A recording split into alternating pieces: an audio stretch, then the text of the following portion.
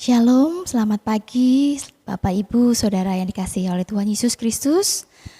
Kita kembali bertemu melalui ibadah online pada hari ini Minggu tanggal 28 Juni 2020. Meskipun kita tidak bertatap muka secara langsung, namun saya percaya hal ini tidak akan mengurangi niat kita untuk bersungguh-sungguh mencari hadirat Tuhan. Baik, kita akan mulai ibadah kita pagi ini. Camkanlah firman Tuhan yang diambil dari Matius pasal 6 ayat 25. Karena itu aku berkata kepadamu, janganlah khawatir akan hidupmu, akan apa yang hendak kamu makan atau minum, dan janganlah khawatir pula akan tubuhmu, akan apa yang hendak kamu pakai. Bukankah hidup itu lebih penting daripada makanan, dan tubuh itu lebih penting daripada pakaian? Amin. Kita akan angkat satu pujian, nyanyian pujian nomor 162, Bapa Surgawi Memeliharaku.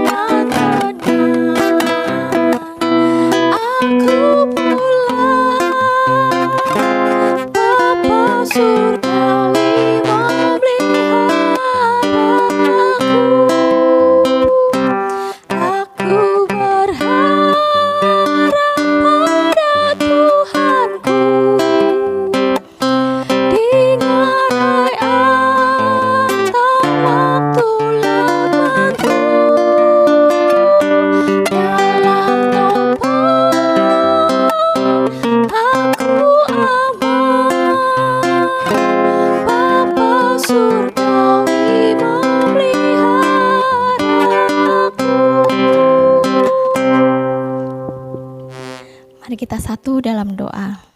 Tuhan Yesus, kami mengucap syukur buat kasih-Mu. kami boleh beribadah bersama-sama. Tuhan berkati kami melalui ibadah online ini. Kami menyerahkan semuanya ke dalam tangan kuasa-Mu. Berkati kami semua ya Tuhan. Di dalam nama-Mu ya Yesus kami berdoa. Amin.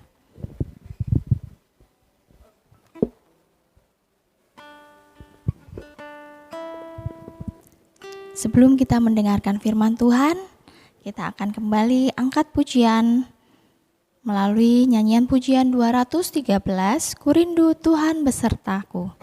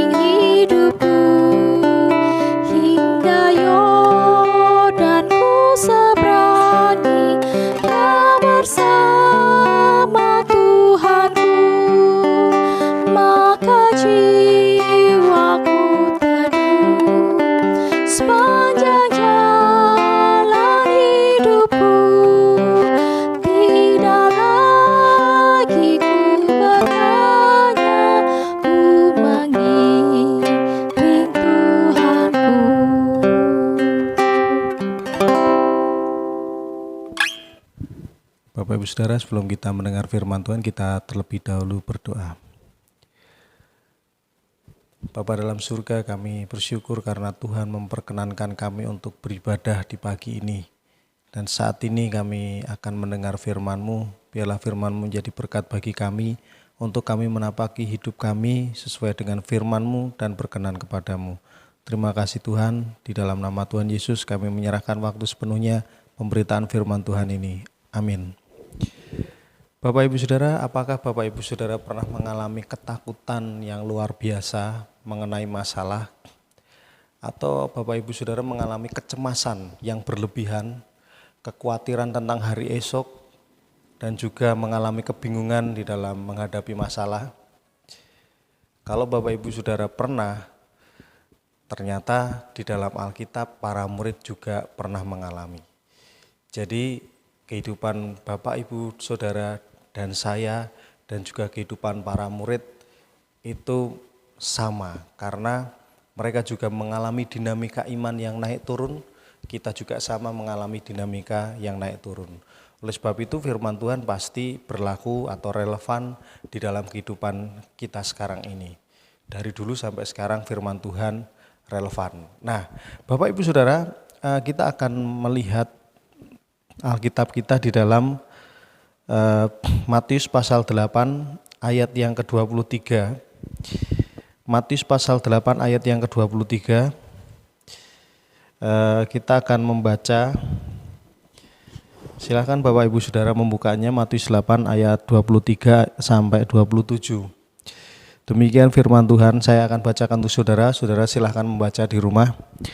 Angin ribut diredakan. Lalu Yesus naik ke dalam perahu dan murid-muridnya pun mengikutnya.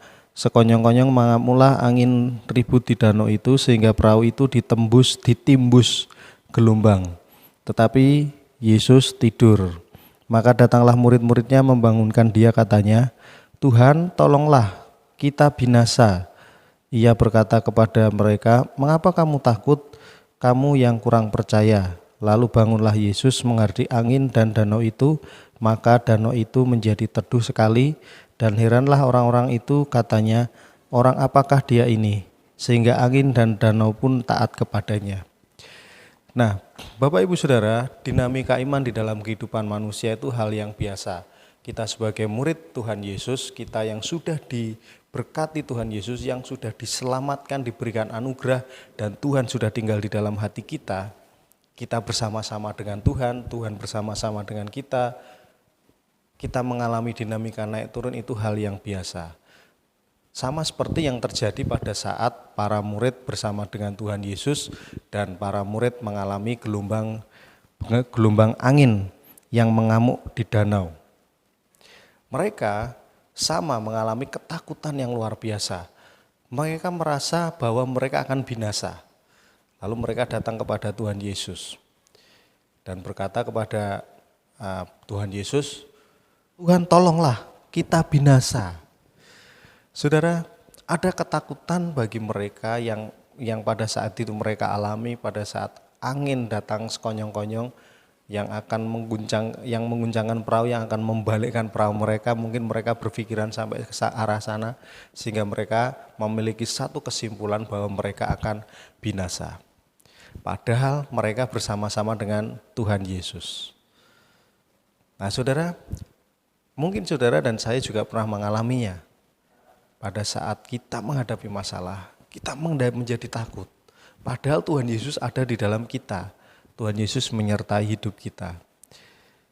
Nah saudara, kita akan melihat apa yang menjadi perkataan Tuhan Yesus di ayat 26 mengatakan, ia berkata kepada mereka, "Mengapa kamu takut, kamu kurang percaya?"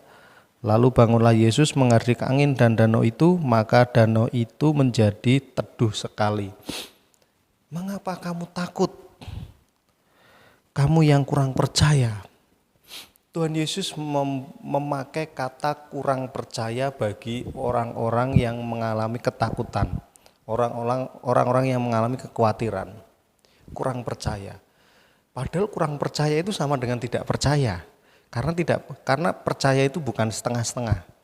Percaya itu sesuatu yang bulat. Yang harus kita lakukan sepenuhnya, menyerahkan sepenuhnya kepada Tuhan, itu percaya. Tetapi Tuhan Yesus mengatakan di sini kata kurang percaya. Kata kurang percaya berarti harus ditambahi. Artinya iman menurut Tuhan Yesus itu adalah sebuah proses. Sebuah proses untuk mempercayai Tuhan Yesus berdasarkan dengan pengalaman pribadi mereka, pengalaman bersama dengan Tuhan Yesus. Kalau kita melihat di sini, Tuhan Yesus masih memberikan penilaian kepada para muridnya. Mereka sudah percaya, tetapi kurang percaya. Sebenarnya ini sebuah kritikan kepada para murid. Mengapa demikian? Karena pada saat Tuhan Yesus bersama-sama dengan mereka melihat Tuhan Yesus menyembuhkan orang-orang yang sakit. Mereka melihat Tuhan Yesus mengajar. Dan kalau saudara melihat ayat-ayat sebelumnya dan pasal-pasal sebelumnya, Tuhan Yesus itu mengajar mereka sebagai orang yang berkuasa. Tuhan Yesus memperlihatkan kepada mereka sebuah mujizat-mujizat, dan Tuhan Yesus bahkan menyembuhkan mertua Petrus. Harusnya itu semuanya sudah menjadi sekumpulan alat bukti atau sekumpulan pengalaman yang membuat para murid memutuskan untuk mempercayai bahwa Tuhan Yesus itu memang Tuhan. Sehingga ketika mereka bersama-sama dengan Tuhan Yesus di dalam perahu yang pada saat itu sekonyong-konyong ada angin ribut datang, harusnya ketika mereka bersama dengan Tuhan Yesus itu menjadi jaminan bagi mereka untuk mereka tidak takut. Jaminan bagi mereka untuk mereka tidak mengalami kekhawatiran yang berlebihan. Tetapi yang terjadi, mereka mengalami kekhawatiran, mereka berkata kita binasa. Nah, saudara, ini sebuah kritikan sekaligus Tuhan masih menilai bahwa mereka memiliki iman, tetapi kurang. Sekalipun iman itu bukan setengah-setengah, bulat. Tuhan masih menilai bahwa mereka percaya kepada Tuhan Yesus, tetapi masih punya kekurangan. Kurang apa? Kurang berpengalaman bersama Tuhan. Bahkan pada saat angin ribut diredakan, yang terjadi mereka ayat 27 masih bertanya, orang apakah dia sehingga angin dan danau pun taat kepadanya. Sampai di titik Tuhan Yesus meredakan angin ribut, yang terjadi mereka masih mempertanyakan, orang apakah Tuhan Yesus. Nah saudara, pada saat ini kita adalah orang-orang yang sudah mengenal Allah melalui Alkitab, mengenal Tuhan Yesus melalui Alkitab. Kita sudah mengenal Tuhan Yesus bahwa Tuhan Yesus adalah Tuhan yang menyelamatkan kita, dia mati, dia bangkit, dia naik ke surga. Seharusnya lah kita memiliki keyakinan bahwa dia akan menolong kita di dalam permasalahan kita. Oleh sebab itu dari ayat-ayat ini Tuhan Yesus menginginkan para murid dan menginginkan kita sekalian untuk kita memiliki sikap yang benar ketika kita menghadapi sebuah masalah. Nah, apa yang diinginkan oleh Tuhan Yesus? Nah, Tuhan Yesus ingin supaya kita yang pertama, kita melihat apa yang sudah Tuhan Yesus lakukan atas hidup kita. Dia sudah menebus kita, dia sudah memelihara hidup kita, dia menolong kita. Nah, pengalaman-pengalaman hidup yang sudah kita alami bersama Tuhan, itu kiranya menjadi ukuran bagi kita untuk menilai bahwa Tuhan Yesus menyertai kita. Kita sudah mengalami kasih Tuhan, kita sudah mengalami pemeliharaan Tuhan, dan itu harus kita perhatikan. Pengalaman-pengalaman itu menjadi bagian dalam hidup kita untuk menjadi ukuran, oh Tuhan sudah menolong saya. Lalu kemudian kita bersyukur kepada Tuhan bahwa kita sebenarnya tidak sanggup melakukan segala sesuatu untuk menolong diri kita sendiri. Semuanya kita butuh pertolongan dari Tuhan. Nah, oleh sebab itu dengan pengalaman-pengalaman itu menjadikan kita percaya kepada Tuhan. Sehingga iman kita bertambah. Maka kalau saudara sedang punya masalah, saudara harus ingat, oh dulu aku punya masalah, Tuhan menolong aku. Kalau Tuhan menolong aku, maka Tuhan juga akan menolong aku di dalam masalah ini. Paling tidak Tuhan menguatkan kita.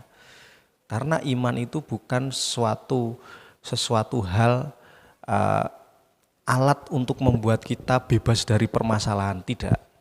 Iman itu justru membuat kita bertahan di dalam permasalahan sampai masalah itu selesai. Iman itu memampukan kita untuk menghadapi permasalahan. Yang pertama kita mengingat-ingat apa yang sudah kita alami bersama dengan Tuhan. Lalu yang kedua, kita membangun relasi bersih dengan Tuhan secara baik. Mengapa demikian? Karena perlunya kita membangun relasi dengan Tuhan itu akan membuat kita tahu mengenal Tuhan. Para murid melihat mujizat, para murid menyaksikan mujizat, para murid mendengarkan Tuhan Yesus berkhotbah. Para murid seharusnya mengenal lebih dekat dengan Tuhan Yesus dibanding orang lain. Tetapi mereka masih mempertanyakan. Ternyata mereka belum mengenal lebih dalam Tuhan Yesus. Mengapa? Karena buktinya mereka ketakutan pada saat Tuhan Yesus bersama dengan mereka. Seharusnya pengenalan akan Tuhan itu terus berjalan dalam hidup kita. Seiring berjalannya waktu kita mengenal Tuhan di dalam hubungan kita melalui firman Tuhan dan melalui berdoa. Itu akan membuat kita kuat. Itu akan membuat kita lebih percaya kepada Tuhan Yesus. Karena selain dari pengalaman hidup, kita mendapatkan pengetahuan-pengetahuan akan Tuhan. Melalui firman Tuhan, mengenal Tuhan, sehingga kita tahu bahwa Tuhan kita tidak akan meninggalkan kita sendirian. Sehingga kita tahu Tuhan kita tidak akan membiarkan kita tergeletak pada saat kita mendapatkan pencobaan. Tuhan selalu bersama-sama dengan kita. Tuhan selalu menjadi Immanuel di dalam hidup kita. Maka kita perlu menyadari, kita perlu mengenal Dia, bahwa Dia benar-benar ada bersama-sama dengan kita. Sehingga yang terjadi, kita dihiburkan, diberikan kekuatan bersama-sama dengan Tuhan. Nah, itulah yang diinginkan Tuhan. Yang pertama yang diinginkan Tuhan ketika kita mendapatkan masalah, Dia ingin supaya kita memikirkan atau kita mengumpulkan data-data pengalaman-pengalaman hidup bersama Tuhan untuk kita menjadi tolak ukur bahwa Tuhan sudah menyelamatkan saya, Tuhan sudah menolong saya, maka saya akan juga ditolong oleh Tuhan. Tuhan akan menguatkan saya. Lalu kemudian yang kedua, membangun relasi dengan Tuhan akan membuat kita mengenal Tuhan lebih dalam, sehingga kita juga akan yakin, kita akan percaya bahwa Tuhan menyertai kita. Amin. Mari kita berdoa. Tuhan, kami bersyukur untuk firman-Mu. Kiranya firman-Mu ini akan menolong kami untuk mempercayai Tuhan sebagai satu-satunya Tuhan kami yang sudah membuatkan pengalaman hidup di dalam hidup kami bersama dengan Tuhan, sehingga kami yakin Tuhan juga menyertai kami sepanjang hidup kami. Dan kami juga mau untuk mengalami Tuhan di dalam hidup kami, menjalin relasi bersama dengan Tuhan, supaya kami meyakini kehidupan kami benar-benar Tuhan ada bersama dengan kami dan kami bersama dengan Tuhan. Terima kasih Tuhan, kami mohon iman yang kuat di dalam hidup kami. Berikanlah kami ya Tuhan iman itu, supaya kami dapat menghadapi permasalahan dalam hidup kami. Dalam nama Tuhan Yesus kami mengucap syukur. Amin. Sebelum kita menaikkan doa syafaat kita, mari kita kembali memuji nama Tuhan melalui nyanyian pujian 221, Nyamanlah Jiwaku.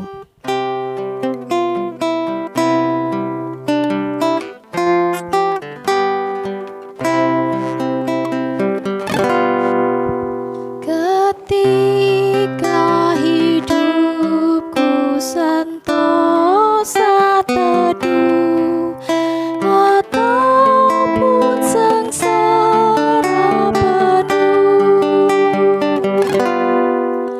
di dalam